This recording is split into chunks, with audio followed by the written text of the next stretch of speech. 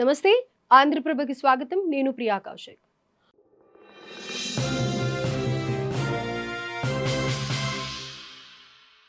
పాముకి పాలు పోసి పెంచినప్పటికీ చివరకు విషాన్నే చిమ్ముతుంది.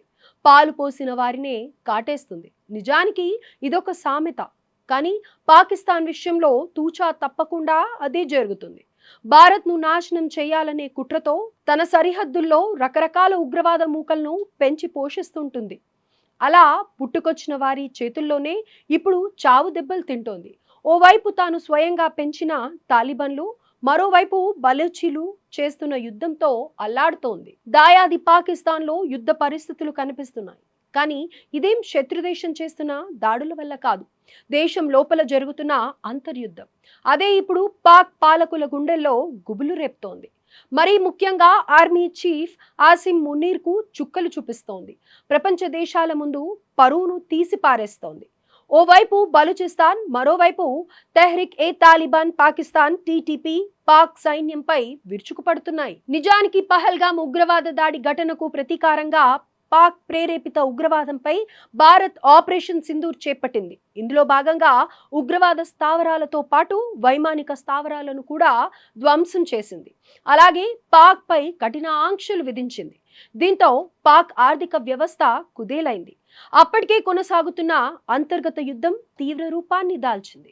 అక్కడున్న బలూచిస్తాన్ స్వతంత్రాన్ని కోరుతూ పాక్ పై విరుచుకుపడుతోంది. ఈ క్రమంలోనే ఆపరేషన్ హేరాఫ్ ను కొనసాగిస్తోంది. బలూచి భాషలో హేరాఫ్ అంటే నల్లని తుఫాన్ అని అర్థం. వారి సాహిత్యంలో పెను విధ్వంసానికి ప్రతీకగా ఈ పదాన్ని ఉపయోగిస్తారు. ఈ ఆపరేషన్ లో భాగంగా పాకిస్తాన్ సైన్యంతో పాటు ప్రభుత్వ సంస్థలపై బిఎల్ఏ దాడులు కొనసాగిస్తోంది.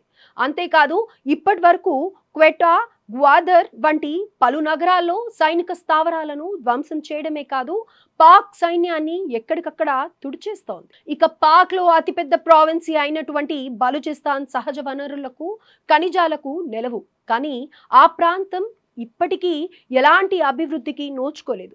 పాక్ ప్రభుత్వం సంపదలను లాక్కుంటోంది. కానీ బలూచీలు మాత్రం కనీసం మనుషులుగా కూడా చూడదు. ఈ క్రమంలోనే దశాబ్దాల కాలంగా అక్కడి ప్రజలు పాక్ ప్రభుత్వంపై తిరుగుబాటు చేస్తున్నారు. తమకు స్వతంత్రం కావాలని కోరుతున్నారు. ఈ క్రమంలోనే బలూచిస్తాన్ లిబరేషన్ ఆర్మీ నాయకత్వంలో పాక్ ప్రభుత్వానికి వ్యతిరేకంగా ఎన్నో నిరసనలు కూడా జరిగాయి.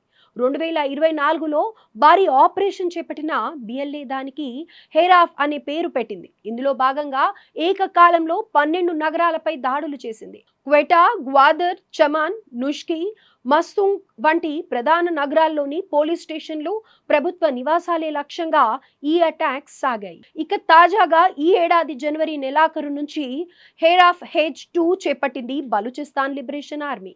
40 గంటల పాటు డెడ్లీ గన్ ఫైట్ కి దిగింది. మరోవైపు సూసైడ్ బాంబర్లతో విచ్చుకుపడింది. దీంతో ఎక్కడ చూసినా విధ్వంసకర పరిస్థితులే కనిపించాయి.